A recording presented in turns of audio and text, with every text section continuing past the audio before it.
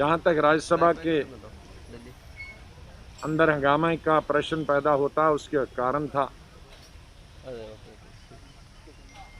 कि समय बढ़ाने पर जो कंसेंसस था न बढ़ाने का, उसमें 18 पार्टीज एक तरफ से थी और समय बढ़ाने के लिए सिर्फ एक पार्टी थी।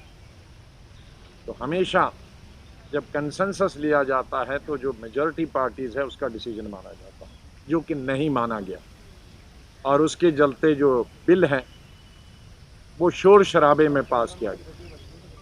राज्यसभा की हमेशा परंपरा रही है कि कोई भी कानून, कोई भी बिल शोर शराबे में पास नहीं किया जाता है, पारित नहीं किया जाता। लेकिन दुर्भाग्य से ये किसानों से संबंधित बिल, जिसमें करोड़ों किसानों के इंटरेस्ट है, वो क्लास बाय क्लास वोटिंग के बगैर पास हुआ। वो किसी अमेंडमेंट पर जो अपोजिशन ने दी थी बिल को सुधार करने के लिए या किसानों के हित में जो उन्होंने सलाह मशवरे और सजेशंस दिए थे, उन पे वोटिंग नहीं हुई। मैंने कोर्ट मेरे प्रीवियस कुलीग स्वर्गीय वरुण जेटली को किया कि उन्होंने कहा कि अगर डिवीजन के बगैर कोई बिल पास होता है तो वो गैर कानूनी होता है।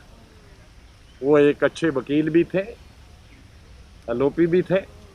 मैं उनको कोर्ट किया। मैंने गवर्नमेंट ऑफ इंडिया को भी कोर्ट किया कि वो सुप्रीम कोर्ट में गए हैं वहाँ की विधानसभा के खिलाफ उत्तराखंड की, कि जहाँ डिवीजन अलाउ नहीं किया था, तो government of India supreme court. तो हमने कल राष्ट्रपति जी को भी लिखा है कि जो बिल पास हुआ है उसमें तमाम प्रोसीजर्स जो होते हैं पार्लियामेंट्री, वो पूरे नहीं किए गए हैं, इसलिए वो इस बिल को स्वीकृति न दें। ये हमने लेटर लिखी। तो ये हो गया परसों के हंगामे से संबंध। लेकिन आज जो हमने बाइकआउट किया, हमने इसमें 3 कंडीशन रखी। एक तो एमएसपी सरकार ने कल अनाउंस की, उसका मतलब है कि मंत्री और सरकार के बीच में कोई कोऑर्डिनेशन नहीं। ये जब किसानों का बिल परसों ला रहे थे तो एमएसपी तो उसमें अनाउंस करनी चाहिए थी। अब इतना हंगामा विपक्ष ने किया और उसके 2 दिन के बाद एमएसपी हो गया। चलो, एमएसपी कर दिया, उसका स्वागत है, हम उसके खिलाफ नहीं हैं। लेकिन एमएसपी को लेकर हमने 3 कंडीशन रखी और जब तक ये 3 कंडीशनें पूरी नहीं होती हैं तब तक हमारा बाइकआउट रहेगा विपक्ष।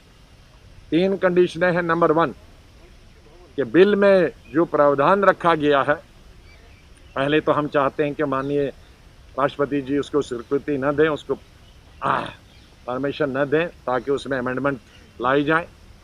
लेकिन मान लीजिए अगर राष्ट्रपति जी ने स्वीकृति दी और ये कानून बना, तो हम चाहते हैं कि एक चौथा बिल आना चाहिए, तीसरा बिल आना चाहिए, या सदन के अंदर माननीय प्रधानमंत्री जी ने या कृषि मंत्री ने कहना चाहिए 3 चीज़ें कि एक, ये जो ओपन मार्केट में बेच सकता है किसान, चाहे वो चावल बेचे, चाहे वो गेहूं बेचे, चाहे वो कुछ भी बेचे, वो एमएसपी से नीचे नहीं बेच सकता। खरीदने वाला एमएसपी से नीचे नहीं खरीद सकता और उसको गैर कानूनी बनाना चाहिए। अगर कोई एमएसपी से नीचे खरीदेगा प्राइवेट, तो उसको कानूनी सजा होनी चाहिए। दूसरा, जो एमएसपी है वो फिक्स होनी चाहिए C2 formula of Swaminathan committee का जो रूल है उसके आधार पर एमएसपी फिक्स होना चाहिए। तीसरा, प्राइवेट के एजेंसीज के बगैर भी स्टेट एजेंसी और गवर्नमेंट ऑफ इंडिया की तरफ फूड कॉरपोरेशन ऑफ इंडिया अनाज खरीदती है, तो चाहे स्टेट एजेंसियां हों जो अनाज खरीदे या एफसीआई अनाज खरीदे, उनके लिए भी अनिवार्य होना चाहिए कि वो एमएसपी से नीचे नहीं खरीद सकते हैं। ये 3 कंडीशनें हमने रखी है कि अगर ये 3 कंडीशनें हमारी नहीं मानी गई तो हम तब तक बाइकआउट रखेंगे। चौथी हमने रिक्वेस्ट की है, वो कंडीशन नहीं है कि ठीक है हम इसके फेवर में नहीं है कि माइक टूटे या टेबल पे कोई चढ़े। उसके बिल्कुल फेवर में नहीं, लेकिन उसके पीछे बहुत से कारण हैं कि क्यों हुए। क्योंकि कई इधर सरकार कोई भी बिल बुलडोज करने की कोशिश करता है, किसी भी सरकार को स्टैंडिंग कमेटी में नहीं भेजता है, किसी बिल को वो सेलेक्ट कमेटी को नहीं भेजता है, टाइम भी बोलने के लिए नहीं होता। ये तमाम चीज़ें कारण बनी थी कि जिसकी वजह से ये परसों हुआ, लेकिन होना नहीं चाहिए था, लेकिन हो गया। अब उनका वो वापस लेना चाहिए सस्पेंशन, लेकिन वो रिक्वेस्ट है वो उस पर हमने बाइकआउट नहीं किया। बाइकआउट सिर्फ किसानों के 3 चीज़ों पर किया।